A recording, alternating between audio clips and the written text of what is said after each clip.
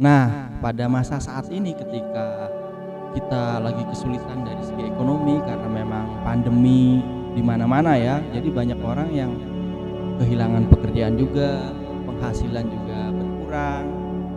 Tapi di sisi lain kebutuhan bukannya menurun tapi meningkat. Penghasilan berkurang tapi kebutuhan meningkat. Banyak sekali kebutuhan yang harus dipenuhin. Nah, ini berat banget. Ini hanya orang-orang yang pandai mengelola pikirannya saja yang mungkin bisa membuat hidupnya itu enak, nyaman ya. Nah, kamu barangkali pernah melihat ada mungkin di tetangga kamu atau jangan-jangan kamu sendiri yang melihat tetangganya itu, dia kok makannya enak banget. Aku makan bisa sama sayur, tempe, tahu aja udah hebat banget tuh. Tapi tetanggaku tiap hari pesen GoFood ya kan, pizza, kadang-kadang ayam geprek, ayam penyet, ayam-ayaman, banyak banget lah makanan-makanan yang enak-enak tuh tiap hari dipesan. Kemudian mereka itu juga asik di waktu-waktu senggang pergi jalan-jalan naik mobil. Sedangkan aku kok cuma begini aja, cuma bisanya rebahan di rumah doang. Mungkin banyak yang ngalamin kayak gitu. Sehingga dari perasaan-perasaan itu mereka seakan-akan punya keinginan tersendiri gitu. Ada yang pengennya kayak gini, mungkin berdoa, ya Tuhan aku tuh pengennya itu jadi orang tuh cuma duduk-duduk diem gini aja tapi dapat duit, kira-kira gitu. Mungkin banyak yang kayak gitu. Ada nggak yang merasa punya keinginan dalam hati duduk doang tapi dapat duit, kira-kira kayak begitu? Ada barangkali ya, pasti ada lah di antara kita yang berpikir seperti itu, simple aja. Tapi pernah dibayangkan tidak seandainya dia meminta terus dikabulkan gitu, ya Tuhan aku cuma pengen duduk-duduk doang seperti ini tapi duitnya datang. Ya sederhananya ya, kalau kayak gitu dikabulkan gampang, kamu disulap jreng jadi penjaga toilet umum, kamu duduk doang ya kan, seperti itu. Kamu duduk santai aja begitu, nanti ada orang datang ngasih duit ya kan. Ya kalau kayak gitu mah kagak menyelesaikan masalah. Saya pengennya yang benar-benar enak, jadi tinggal kipas-kipas aja duitnya datang. Ya kalau cuma kayak gitu aja, ini kata teman saya yang namanya Pak Eko, ini kalau pengen dapat duit tapi kerjanya cuma kipas-kipas doang, ya paling tidak kamu berguru sama tukang sate lah gitu ya. Itu kerjanya cuma kipas-kipas doang kan dapat duit. Nah, yang kayak gitu nggak asik dong. Maksud saya itu gampang dapat duit tapi nggak terlalu mengeluarkan banyak tenaga gitu ya. Jadi saya pengen tuh apa ya, pokoknya bisa ngatur, katakanlah nih saya pengen nih kayak tetangga-tetangga saya punya mobil itu kan, duit banyak, bisa nggak saya itu dikasih apa namanya ya, kelebihan gitu, kewibawaan, sehingga saya bisa ngatur orang-orang. Saya lihat aja melotot itu orang-orang takut, itu bisa nggak? Dan saya dapat duit dari situ, bisa nggak? Bisa juga. Ya kalau tidak ya kata Pak Eko, belajar dari debt collector, model gitu-gitu. Bisa. Pertanyaannya, mau Anda jadi debt collector atau mau ya kipas-kipas doang terus dapat duit? Yaitu tadi belajar dari tukang sate atau yang lain-lain. Nah, sebenarnya dari kisah itu tadi tuh kita bisa sedikit menarik kesimpulan, kayaknya kita itu terlalu iri dengan orang ya, atau mungkin gak bersyukur juga terhadap kondisi kita sendiri ya kan, sehingga ngelihat tetangga bisa makan enak pakai daging, GoFood tiap hari, sedangkan kamu cuma makan tahu tempe, kamu ngerasa gue pengen kayak gitu ya. Tapi gimana, aku aja kerja susah ya kan, gaji dipotong nih, di mana-mana PPKM ya kan, udah kayak negara bagian kan, disekat-sekat ya kan, nggak boleh kemana-mana, udah jadi kaum rebahan aja di rumah, model kayak begitu. Ya semua orang juga pengen, banyak yang duduk-duduk tapi dapat duit, tapi kan siapa yang mau bayarin listrik di rumah, siapa yang mau ngasih makan anak istri, siapa yang mau ngasih uang buat bayarin bensin setiap hari dari Bogor ke Jakarta atau dari Jakarta ke Bandung kerja seperti itu, siapa? Ente bos, nggak mungkin lah itu bos. Tapi gimana ya, aturan sekarang supaya masa pandemi itu tidak berlarut-larut, kita memang diminta untuk mentaati aturan. Setidaknya itu ya kalau nggak penting-penting banget jangan keluar rumah gitu. Jadi ada kebijakan dari pemerintah yang saya bilang tadi, PPKM kayak gitu ya. Solusi ya mungkin, tapi ya nggak tahu lah, saya nggak mau ngomong panjang ya, takutnya didatangin orang kan, saya nggak enak itu. Tapi yang pasti seperti cerita tadi di awal, nggak ada sesuatu yang bisa didapat dengan cara mudah. Segala sesuatu itu harus ada usahanya, nggak mungkin, ya kan? Cuma dengan kipas-kipas doang terus dapat duit, kecuali tadi tukang sate. Ya kalau memang mau seperti itu jadi tukang sate. Emang jelek jadi tukang sate? Enggak juga, cuma kan itu maksudnya tadi bisa menerjemahkan keinginan. Katanya pengen cuma dengan kipas-kipas duit datang jadi tukang sate. Udah selesai. Mau duduk-duduk doang tapi dapat duit, ya itu tadi. Jaga aja toilet umum, coba deh pergi ke terminal sana atau di mana lah itu. Orang di toilet umum cuma duduk doang, datang orang kasih duit, lu kan 5.000 2.000 kayak gitu. Ya kalau pengen apa lagi, pengen apa bisa ngatur-ngatur orang, ya kan?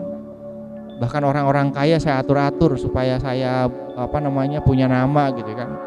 Pokoknya kalau saya ngatur semuanya nurut lah gitu. Gampang.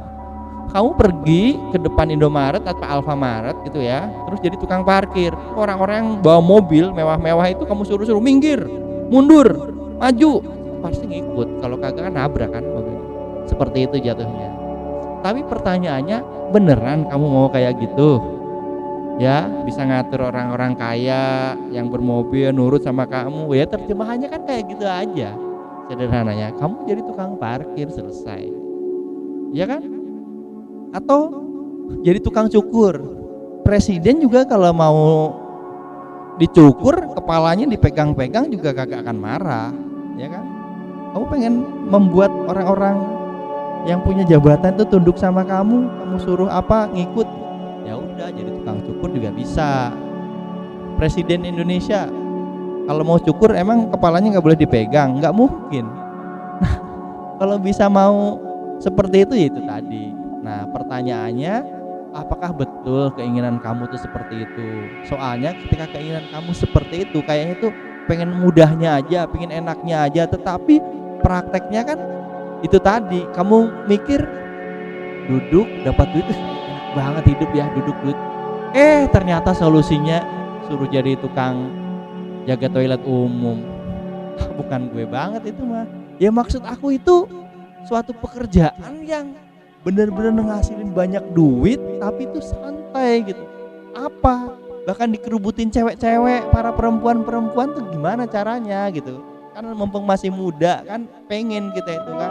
Banyak setiap kita pergi kemana dengan pekerjaan kita, para cewek-cewek tuh datang sama kita. Bisa nggak? Kan enak tuh rasanya hidup, aduh nikmat bener hidup bisa kayak gitu. Ya gampang juga. Cuma masalahnya bener kamu sudah pikirkan seperti itu. Ya kan, nggak mungkin kamu hanya meminta seperti itu tapi tanpa dipikir. Tapi kalau memang kamu sudah yakin bahwa hanya dengan santai kamu bisa kerja dimanapun, kemudian setiap kamu bekerja itu kamu selalu ditemenin para cewek-cewek, para ibu-ibu, ya kan, para kaum hawa, yakin enak? Belum tentu loh. Bisa saja kalau memang doa kamu itu dikabulkan, kamu disuruh jadi tukang sayur kan bisa. Iya kan? Kamu minta kerja tapi selalu dikelilingin para gadis-gadis, kaum hawa, para ibu-ibu, kesannya kamu hidupnya enak gitu. Ya, belum tentu. Ternyata tuh solusinya kamu disuruh jadi tukang sayur, bawa sayur dorongan kemana ibu-ibu datang. Tuh, yang keliling kebanyakan ibu-ibu kan, bukan bapak-bapak. Nah yang seperti itu tuh kan terjemahannya kan kayaknya asik banget ya, kerja dikelilingi para gadis-gadis, para ibu-ibu, ternyata kenyataannya adalah cuma jadi tukang sayur. Emangnya salah kalau jadi tukang sayur? Enggak salah, bagus, bener, bagus kok, halal. Masalahnya apakah keinginan kamu tadi supaya bekerja dan menghasilkan uang dan dikelilingi para kaum hawa itu, maksud kamu emang seperti itu? Apakah memang ada niatan jadi tukang sayur gitu? Kayaknya bukan itu.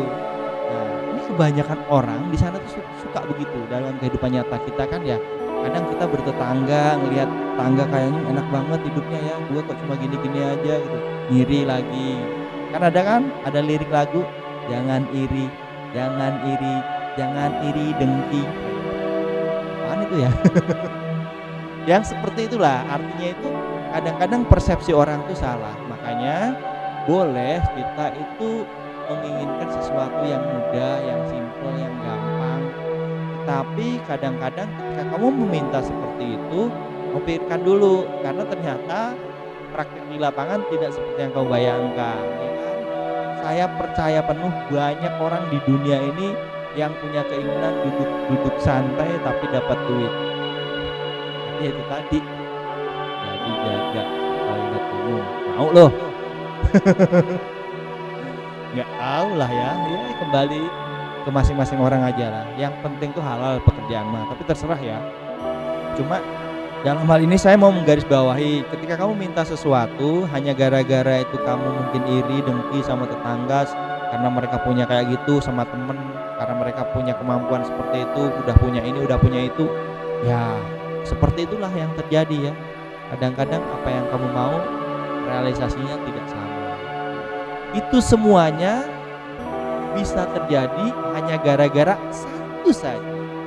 Apaan tuh, Bos? Nah, kamu sepertinya kurang pandai bersyukur. Ya tidak? Iyalah. Kalau kamu bersyukur dengan yang kamu miliki saat ini, kamu gak bakalan pengen seperti yang tetangga kamu dapat, miliki dan sebagainya itu. Lihat orang punya mobil pengen ya. Kalau memang kamu secara ekonomi dan secara kondisi kehidupan gak bisa ya santai aja, syukuri aja yang ada. Ada kan lagunya ya, apa tuh lagunya ya, syukuri, itulah saya nggak ngerti lah lagunya, seperti itu.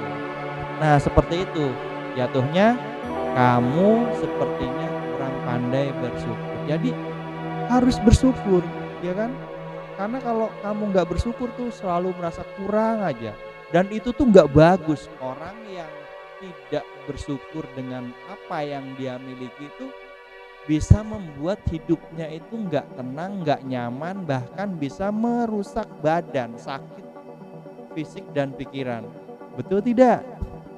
Betul ya, itu kata teman saya yang namanya Pak Eko tuh begitu. Jadi harus bersyukur, ya kan? Soalnya kalau kamu selalu melihat kiri kanan dan selalu pengen pada kamu nggak bisa, aduh itu capek di kepala tuh, panas mulu setiap hari ya.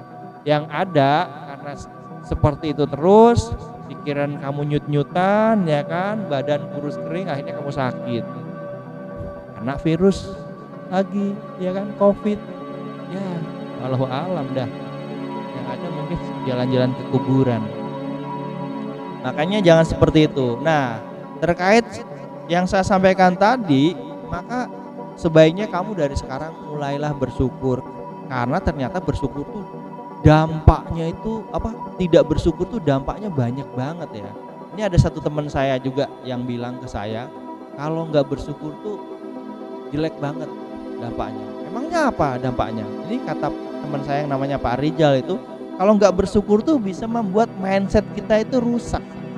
Maksudnya gimana? Saya tanya gitu sama teman saya yang namanya Pak Rijal. Ya itu, kamu kalau nggak bersyukur ya kan, mindsetnya rusak itu ya itu. Karena setiap hari, setiap detik hidup kita itu kan sebenarnya setiap detik dikelilingi oleh peluang ya. Banyak hal, masalahnya kita bisa menangkap itu atau tidak. Lah, karena setiap hari, setiap detik itu kita tuh hanya melihat tetangga, temen, dan orang-orang yang ada di TV atau di kehidupan nyata itu yang punya sesuatu yang kita tidak miliki, dan kita itu terpaku ke situ terus. Jadi yang ada itu kita ngelihat kekurangan mulu ya kan, kekurangan diri sendiri, makanya mindsetnya bisa rusak. Itu kata Pak Rijal ya kan, keren loh itu ya kan. Jadi kalau nggak bersyukur itu mindsetnya lama-lama rusak. Orang itu Harusnya itu jangan seperti itu, tapi karena setiap hari hidupnya itu hanya terfokus pada kekurangan-kekurangan diri, maka ya mindsetnya rusak. Nah, ini Pak Eko juga menambahkan juga nih, ya kan? Pak Eko menambahkan juga, kata Pak Eko, kalau enggak bersyukur itu juga membuat kita itu apa ya? Wasting time gitu ya. Jadi membuang-buang waktu secara sia-sia. Kenapa? Karena setiap hari kita nggak melakukan apapun, ya kan? Orang udah bekerja, udah jalan dari Bogor ke Jakarta, dari Jakarta ke Singapura, kita masih di situ-situ aja.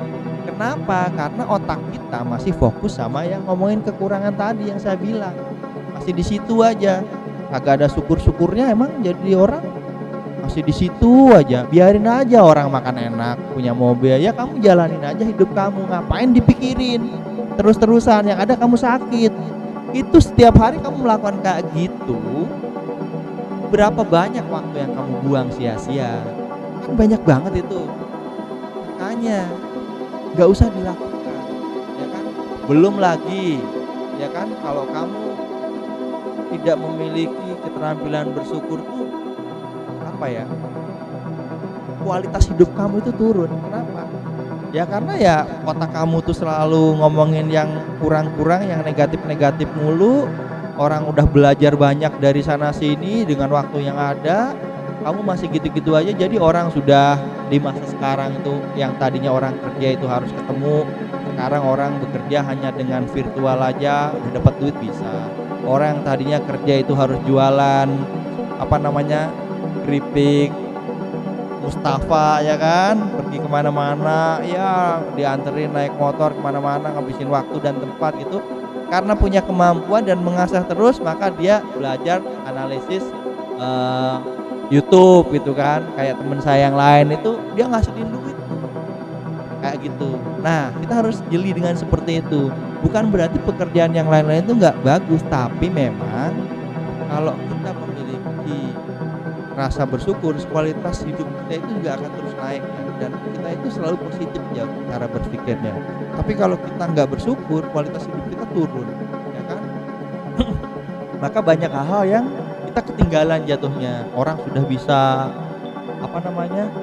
Katakanlah kalau di dunia sekolah tuh ngajar udah pakai Zoom, udah pakai yang lain-lain, kita masih via SMS gitu-gitu. Orang udah belajar ke TikTok, ya kan? Bukan cuma nonton doang tapi belajar. Kita masih fokus kepada masa dulu mainnya Friendster gitu kan. Mereka kayak gitu-gitu. Aduh mah capek kalau ngomongin kayak gitu terus.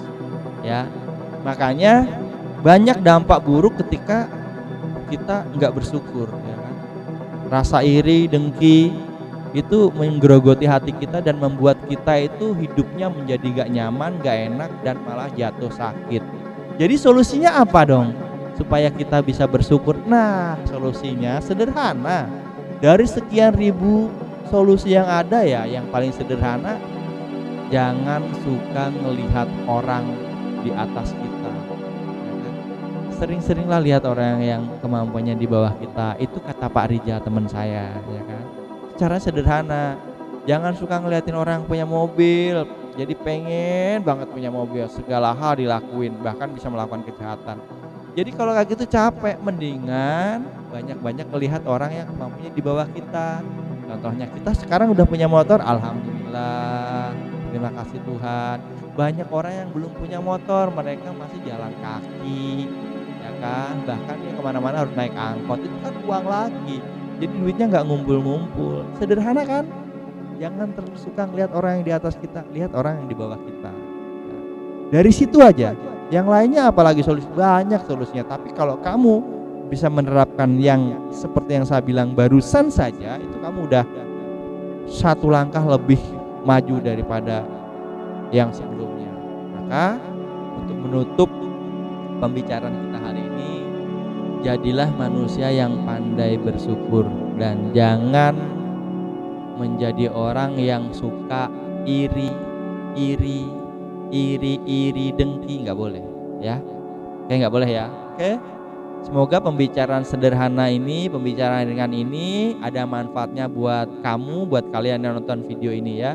Kalau kamu merasa video ini bermanfaat buat kamu, silahkan kamu kasih like, komentar, ya kan, yang baik-baik tentunya, dan kamu boleh share kemanapun kalau kamu anggap ini bermanfaat ya.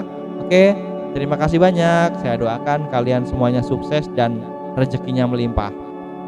Wassalamualaikum warahmatullahi wabarakatuh. Bye.